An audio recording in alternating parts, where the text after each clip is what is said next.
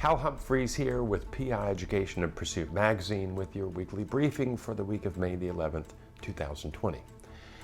This month, the month of May, is Elder Care Month for Pursuit Magazine and PI Education. We're talking about elder care, elder abuse, and fraud.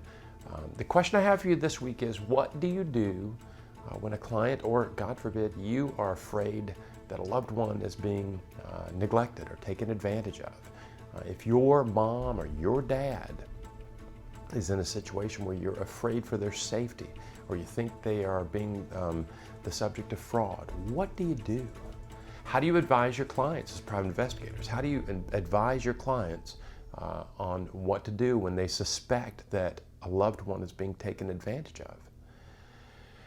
Later this week, we'll talk to my pal Phil Newman, attorney out of Franklin, Tennessee, about his perspective on this question as a lawyer, what you should do when you think someone is being taken advantage of, especially in an elder care situation. Phil and I both have experience of parents going through this kind of situation, so it'll be interesting to get his take on what you should do if you think your mom or your dad or another loved one is the subject of neglect or abuse. I want to thank everybody for joining us out in the woods last week for cocktails. We sure had a good time out there.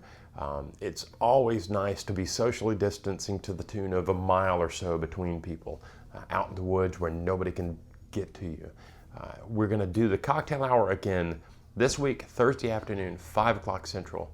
Please join us. We will either be here in our backyard, or hopefully we'll be back in the woods again. So join us on Friday. I'm Hal Humphreys. That's your weekly briefing.